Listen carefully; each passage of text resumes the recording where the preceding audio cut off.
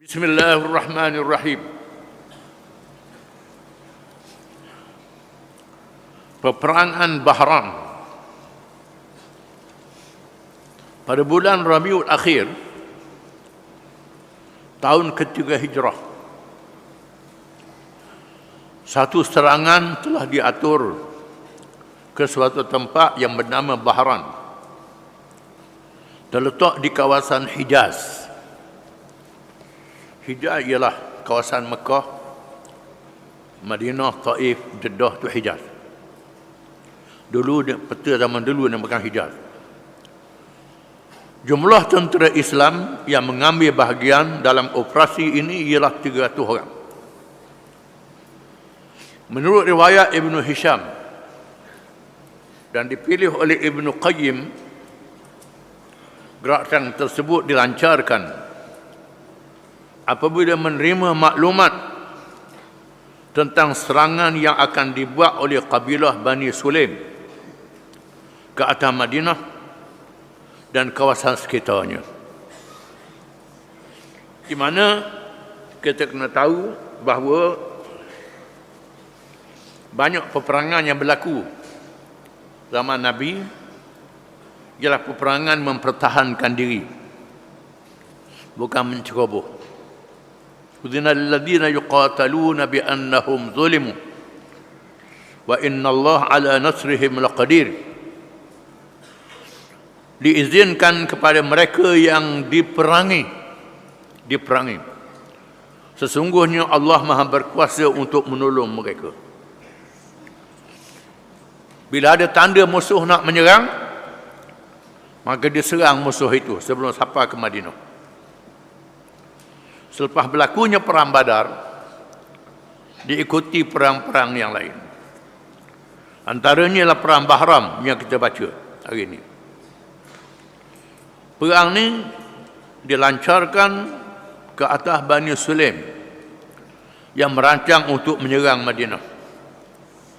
Dalam operasi ini tidak ada serangan yang dibuat kerana musuh telah melarikan diri. Bila sampai di tempat itu, musuh lari. Tentera Islam berkhemah selama sebulan di sepanjang bulan Rabiul Akhir sebelum berangkat pulang pada bulan Jumadal Ula. Orang Melayu kata Jamadil Awal. Dalam mazhab Jumadal Ula, Jumadal Akhirah. Orang Melayu kata Jamadil Akhir. Langkah berkhemah selama sebulan di Bahran ialah sebagai satu metod perang saraf yang boleh melemahkan kekuatan musuh.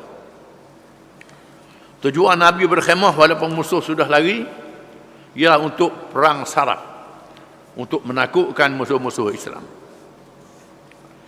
Sesungguhnya pasukan Zaid bin Harisah. Zaid bin Harisah ialah anak angkat Nabi SAW.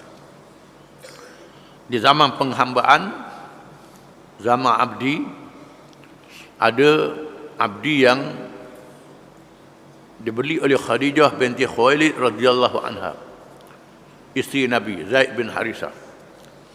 Di mana Zaid ni asalnya hamba dan Nabi merdekakan dia dan jadi anak angkat Nabi, anak angkat, termasuk orang yang awal-awal masuk Islam.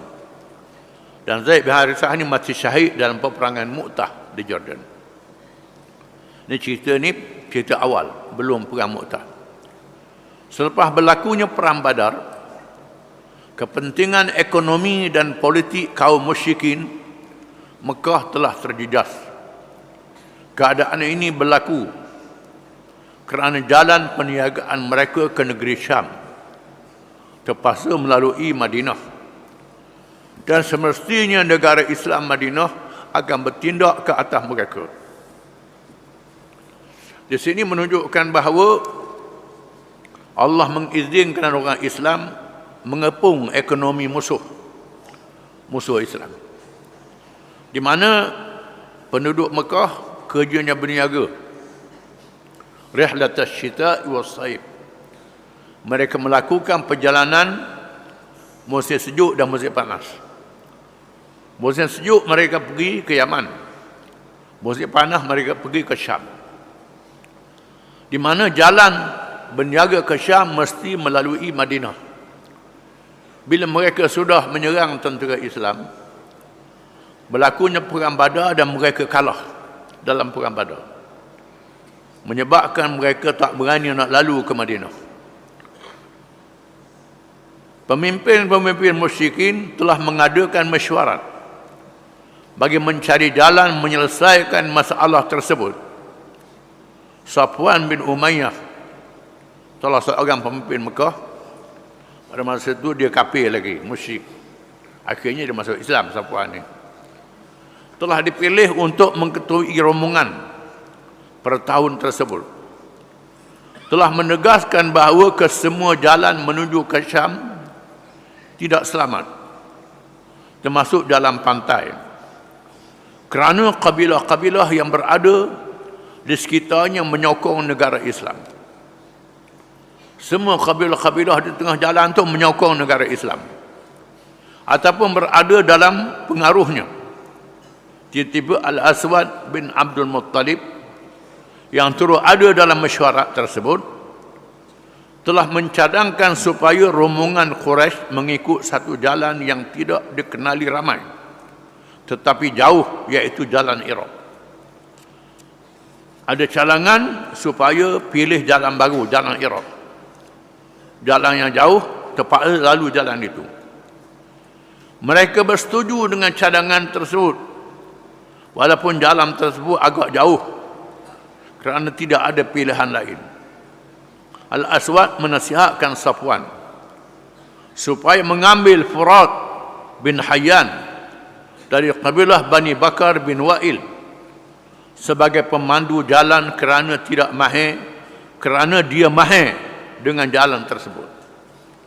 Lalu dicadangkan mengambil seorang pemandu dari orang Badui. Orang Badui, nama dia Furat. Furat bin Hayyan menjadi pemandu jalan. Kabilah yang dipimpin oleh Safwan bin Umayyah telah bertolak secara rahsia menuju ke Syam dengan membawa barang dagangan yang banyak. Tetapi rahsia perjalanan tersebut telah bocor apabila Sulaid An-Nu'man yang berada di majlis minum arak anjuran Nu'aim bin Mas'ud As-Saqafi mengetahui hal tersebut. Rahsia itu dibocorkan oleh Nu'aim yang pada masa itu belum memeluk Islam. Sulaid yang mendapat maklumat tersebut segera melaporkan kepada Rasulullah SAW. Di sini menunjukkan bahawa Nabi menggunakan pengintip, intelijen, pengintip untuk mengintip, untuk mendapat maklumat musuh. Di mana Sulaid yang hadir dalam majlis arak, dia tak minum arak, tak minum arak sama, dia hadir untuk dapat rahsia. Dia benarkan hadir majlis begitu untuk dapat rahsia. Jangan begitu panas makuk, itu tak jadi. Pergi untuk dapat rahsia. Bila dapat rahsia, dia balik melaporkan kepada Rasulullah sallallahu alaihi wasallam. Rasulullah alaihi wasallam dengan segera menyediakan satu pasukan tentera dengan 200 ekor unta sebagai kenderaan. Lalu Nabi menyediakan 200 ekor unta. Unta seekor ni kadang-kadang seorang, kadang-kadang 3 orang boleh naik. Tak disebut berapa jumlah tentera. Operasi ini diketuai oleh Zaid bin Harithah radhiyallahu anhu. Nabi lantik anak angkat dia Zaid bin Harithah menjadi ketua pasukan. Tentera Islam telah berjaya memintas kabilah Quraisy dan membuat serangan mengejut apabila kabilah itu sampai di kawasan Najd di tempat bernama Qurdah. Pemimpin kabilah tersebut Safwan bin Umayyah dan beberapa orang pengikutnya telah berjaya melarikan diri. Di mana ketua kabilah Safwan bin Umayyah melarikan diri Kesemua barang-barang dagangan pemandu dan 2 orang anggota kabilah telah dapat ditawan. Barang dapat ditawan. Pemandu jalan dapat ditawan. Dapat ditawan.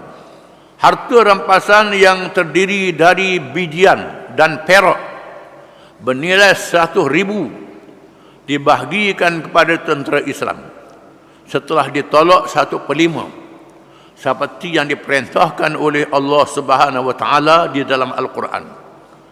Pemandu jalan Furak bin Hayyan telah memeluk Islam di hadapan Rasulullah sallallahu alaihi wasallam. Zaman tu zaman tak ada gaji lagi. Sistem gaji belum ada lagi. Maka ghanimah, harta rampasan dibahagikan kepada tentera yang terlibat.